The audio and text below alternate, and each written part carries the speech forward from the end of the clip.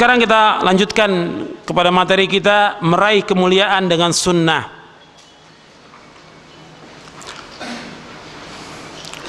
Kepada para ulama dan para da'i yang dimuliakan oleh Allah, kita bersyukur kepada Allah SWT atas segala nikmat yang Allah karuniakan kepada kita. Dan nikmat yang Allah karuniakan kepada kita itu sangat banyak. Meraih kemuliaan dengan sunnah, kita bersyukur kepada Allah, kita diberikan hidayah di atas sunnah Nabi SAW. Dan sunnah ini merupakan nikmat. Antum lihat penjelasan Al-Imam Ibnu Qayyim di halaman 2. Sunnah adalah nikmat. Menurut Al-Imam Ibnu Qayyim, bahwa nikmat dibagi menjadi 2. Yang pertama, nikmat yang mutlaqah, yang tidak terbatas. Yang kedua, nikmat yang muqayyadah. Nikmat yang mutlaqah merupakan nikmat yang menyampaikan kepada kebahagiaan yang abadi. Nikmatlah nikmat Islam dan sunnah. Kalau ada orang bertanya, kenapa nggak disebutkan cukup Islam? Tidak, karena banyak orang yang mengaku sebagai Islam, dari Jahmiyah, Syiah, Khawarij, Asy'ariyah, Mu'tazilah, dan firqah-firqah yang lainnya. Mereka mengaku bahwa mereka umat Islam, tapi mereka tidak mengikuti sunnah. Maka Imam Ibnu Qayyim menyebutkan di sini nikmat ada 2, nikmat yang mutlaqah dan nikmat yang muqayyadah. Nikmat yang mutlaqah merupakan nikmat yang menyampaikan kepada kebahagiaan yang abadi, yaitu nikmat Islam dan sunnah. Jadi nggak cukup dengan Islam saja, harus dikasihkan lagi Islam dan sunnah, karena orang yang mengaku Islam banyak. Maka Islam dan sunnah, yang mengikuti Islam dan sunnah, sebagaimana dijelaskan oleh Imam Al-Barbahari dalam kitabnya Syarhus Sunnah. Sebab kebahagiaan di dunia dan akhirat tegak di atas 3 rukun, yaitu Islam, as-sunnah, dan keselamatan di dunia dan di akhirat. Nikmat Islam dan sunnah merupakan nikmat yang kita diperintahkan untuk memohonnya dalam salat kita, agar Allah memberikan petunjuk kepada jalan pengikutnya dan jalan orang yang telah diberikan keistimewaan dengan nikmat tersebut, serta jalan orang-orang yang telah dijadikannya sebagai penghuni Ar-Rafiqul A'la.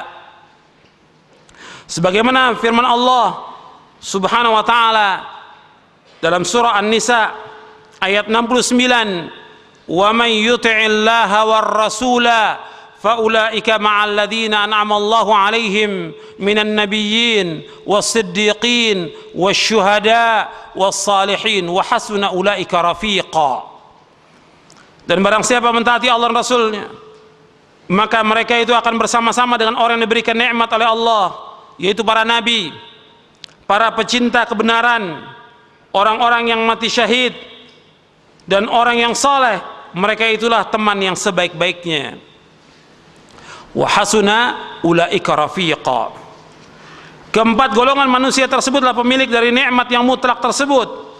Para pemilik nikmat itulah Allah maksudkan dalam firman-Nya, "Al-yawma akmaltu lakum dinakum wa atmamtu 'alaikum ni'mati wa raditu lakumul Islam madina." Pada hari ini telah aku sempurnakan untukmu agamamu, dan telah aku cukupkan nikmatku untukmu, dan aku ridho Islam menjadi agama bagimu. Kesempurnaan yang pertama ada pada sisi agama, dan kesempurnaan yang kedua ada pada sisi kenikmatannya. Umar bin Abdul Aziz rahimahullah pernah berkata, sesungguhnya iman itu memiliki batas-batas, kewajiban-kewajiban, sunnah-sunnah, dan syariat-syariat. Barang siapa yang menyempurnakan semuanya, berarti telah menyempurnakan iman.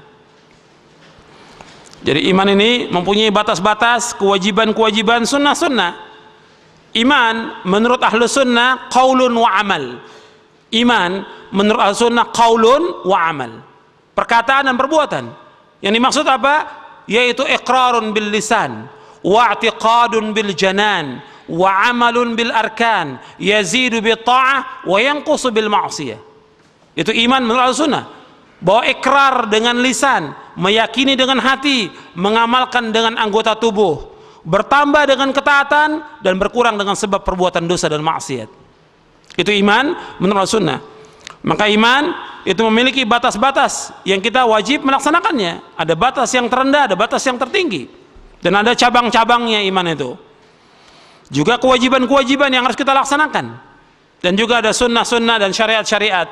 Barang siapa yang menyempurnakan semuanya, berarti dia telah menyempurnakan iman. Sebagaimana Nabi bersabda dalam hadis yang sahih yang diriwayatkan oleh Imam Bukhari dan Muslim dan yang lainnya dari sahabat Abu Hurairah radhiyallahu an, Nabi bersabda, al-imanu bid'un wa sab'una syu'batan, fa'alaha qawlu la ilaha illallah wa adnaha imatatul adha anit tariq wal haya'u syu'batu minal iman. Iman itu lebih dari 70 cabang. Yang paling tinggi yaitu mengucapkan kalimat la ilaha illallah. Yang paling rendah menyingkirkan gangguan dari jalan,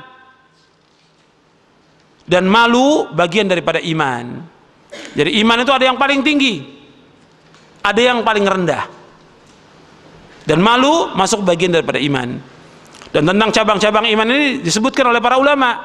Imam Al-Baihaqi nulis kitab namanya Syu'abul Iman, Syu'abul Iman, dan sudah ditahqiq ya, lebih dari 10 jilid Syu'abul Iman tentang cabang-cabang iman.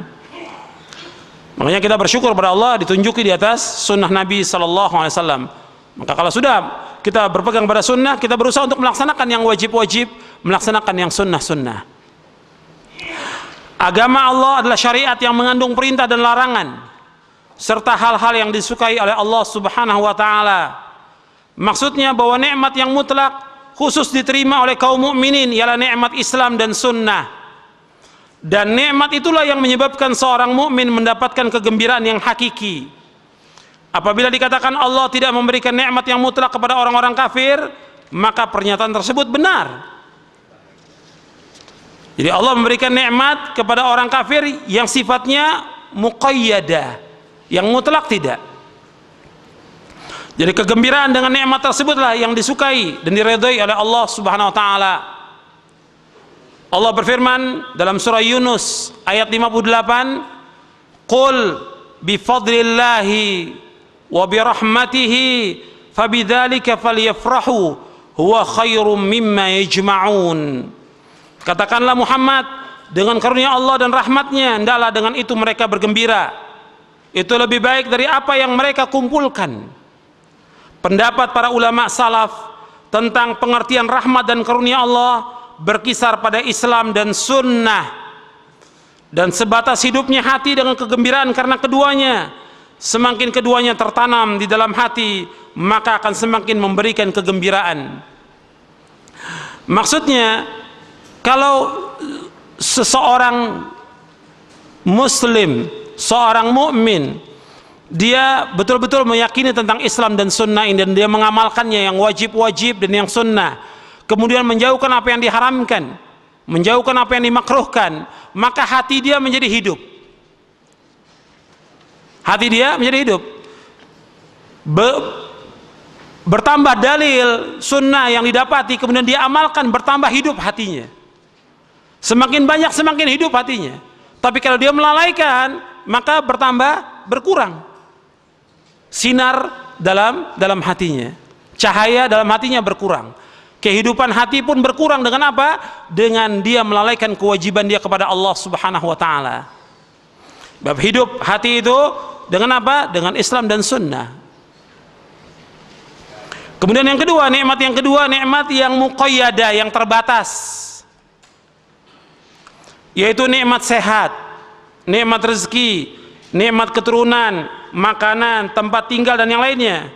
Nikmat ini diberikan oleh Allah tidak hanya kepada kaum mukminin, namun juga kepada orang-orang kafir dan munafikin, sebagai bukti bahwa Allah adalah Maha Pemurah kepada setiap hambanya, baik yang taat maupun yang ingkar.